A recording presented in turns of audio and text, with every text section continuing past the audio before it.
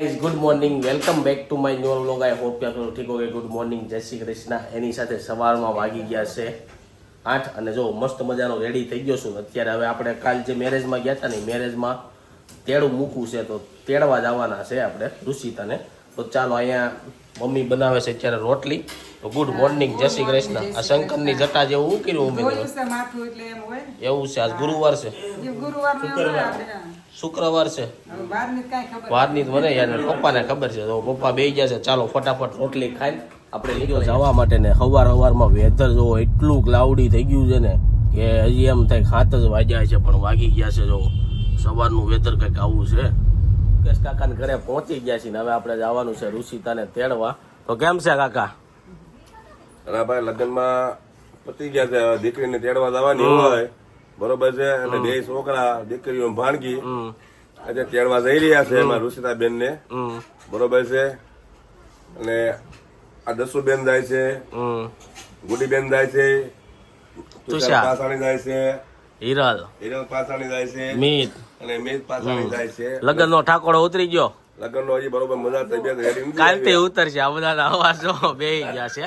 આ બધા કાલ ગાડીમાં એમ વાત કરતા હતા, પાણીપુરી ખાઈ લીધી, જમવાનું હતું ને. હા, લોકો પાણીપુરી ખાધી છે. છોકરા અમારા લોકો આવી દઈ ગયા છે. મારા ખુદના છોકરા પાણીપુરી ખાતા, ઘરે રસોડું હતું બરોબર છે. સારું, હાલો તો હવે આપણે જઈએ તેડવા. કેમ છે ભાઈ, ઠાકોડો ઉતરી ગયો? એવું છે, સારું હાલો તો હવે અમે નીકળીએ. જય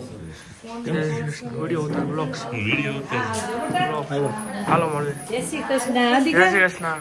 જય શ્રી કૃષ્ણ.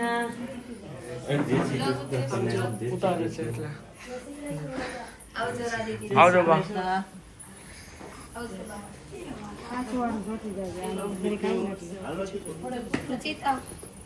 આવજો દાદા.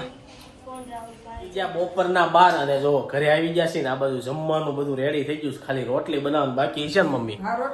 હે મને તો કઈ ભૂખ નથી, મારી એક રોટલી કરજો. મકાઈ નું કઈ બનાવ્યું છે? મને કેમ મકાઈ ની સ્મેલ આવે છે? એવું છે, તુવેર નું શાક બનાવ્યું છે. અને આ બાજુ જો શાક ને એવું રેડી થઈ ગયું છે. હવે મમ્મી રોટલી બનાવશે પણ આપણે એક જ રોટલી ખાવાની, કારણ કે 3 વાગે નાસ્તો કરાવ્યો હતો. આ બાજુ બા બે ગયા. જય શ્રી કૃષ્ણ બા. અને આ બાજુ રાધિકા બે ગઈ છે. વ્લોગ મૂકી દીધો ત્યાં, મારે હજી મૂકવાનો બાકી છે ગાઈસ.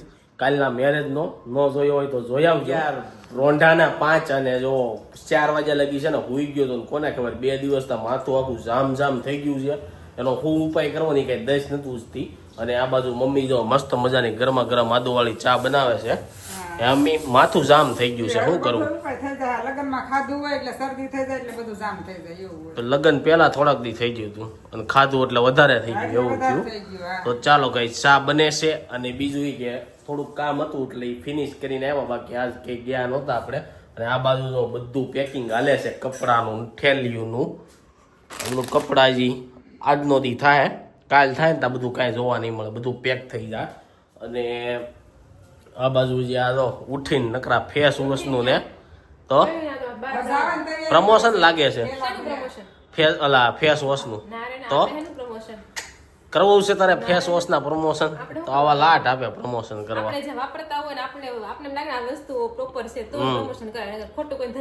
એવું છે તો ગાઈસ, ખોટા પ્રમોશન થી બસવાનું. તો ચાલો હવે છે ને મમ્મીને કહું, સોનલની સાડી પટ્ટો ને એવું જે મૂક્યું હોય ગોતી રાખો, એને દેવા જવાનું છે. ચાલો ગોતેલું છે તો આપણે ત્યાંય જઈ અને ત્યાં મળીએ. અને બાકી તો ફઈ અને એ તો ગયા ના, કોની ત્યાં ગયા? એવું છે, બધે ઘર લેવા ગયા છે. તો એક દી પછી આવશે એવું લાગે છે. તો ચાલો હવે ચા રેડી થઈ જાય એટલે ચા પી કરી લીધો છે ને હવે આપણે જઈ. ક્યાં છે મમ્મી, ઠેલી રેડી કરી કે નહીં? આ લઈ જવાનું સોનલની ત્યાં. એવું છે, મમ્મી જે આ વ્હાઈટ હાડી ખોલીને કેટલા દિવસના પ્લાન બનાવ. શું પ્લાન કર્યો મમ્મી? કલર કરવાનો કર્યો કે એમને રાખવાનો? પાઇપિંગ કરાવવાની છે. કોણ કરી દે પાઇપિંગ?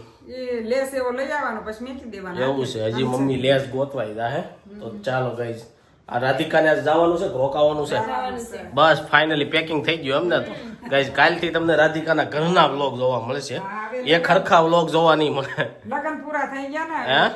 હા, લગન પૂરા થઈ ગયા અને તારે હમણાં દેહમાં લગ્નમાં જવાનું છે કેટલે બીજા મહિનાની કેટલી તારીખે છે? બીજા 6-7 ના લગ્ન છે, 4 તારીખે જવાનું. 6-7 ના છે ગાઈસ. ગામડાની મોજ કરાવશે. રાધિકા અત્યારથી સબસ્ક્રાઈબર કરી લેજો, સબસ્ક્રાઈબ કરી નાખજો એની ચેનલ. ચાલો હવે આપણે દઈ આવી આ સોનલના ઘરે પહોંચી ગયા છે. સોનલ છે ને કેટલા દિવસ થા હું જ્યારે અહીંયા આવું ત્યારે ફોન ક્યાં મૂકીને રખડે છે ને એ કઈ ખબર નથી. ફોન કોઈ દી હારે જ ન હોય. પણ આને મને તેડવો, આ રૂમાલ પકડવો કે ફોન પકડવો. કેમ શરદી થઈ ગઈ?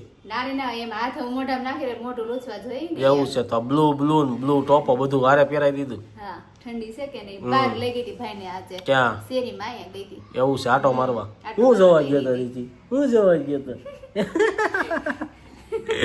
દાંત કાઢીને પાછા ફરી કેમ જા? શરમ આવે? હે? ઘડી કરતા બોનો હે? અરે વાહ રીજી. તો હું છે કાલે લગ્નમાં આવ્યો તો કઈ વાંધો નથી આવ્યો ને ટાટોળાનો? નહીં કાઈ નથી. કેમ બીજી કાલે હુઈ ગયો તો તું? હુઈ પછી તો ગયો તો? કેટલા વાગે હોતો ખબર છે? કેટલા વાગે?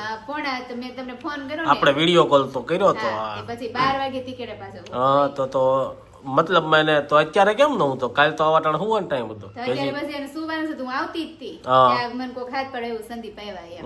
પછી ઊભી થતી જ હતી. તો ગાઈઝ આપણે અહીંયા એટલે આવ્યા હતા કે એક વસ્તુ બધી અંબાવાની હતી. અંબાવા આવ્યો અને જો આ બાજુ તેલના ડબ્બા લાવ્યા છે. ભજીયા બનાવવાનો પ્લાન લાગે સિંગ ના તેલમાં. ના હા આપણે અમે આખા વર્ષનું લઈ લેવીશ તેલ. એવું છે. એટલે ગામડેથી આવશે આ સિંગ તેલનું પ્યોર કાઢેલું છે. ગાઈઝ રિસીવના 5 મહિના પૂરા થઈ ગયા. 6ઠ્ઠા મહિનામાં બેસી ગયો છે.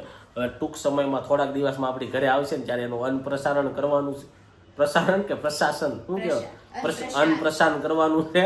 અને બીજું ઈ કે સોનલ આટલું એક બહુ મસ્ત મજાની વસ્તુ મગવી છે ને એ આવી ગઈ છે. તો એ કાલે અહીંયા લેતા આવું કે ત્યાં આવી ત્યારે જોવી છે? ત્યાં હજી ન લેતા હોય. હજી આવી નથી, રસ્તામાં છે. ફોન આવ્યો હતો એટલે મને એમ કે 6 વાગ્યા લગીમાં આવી જાય.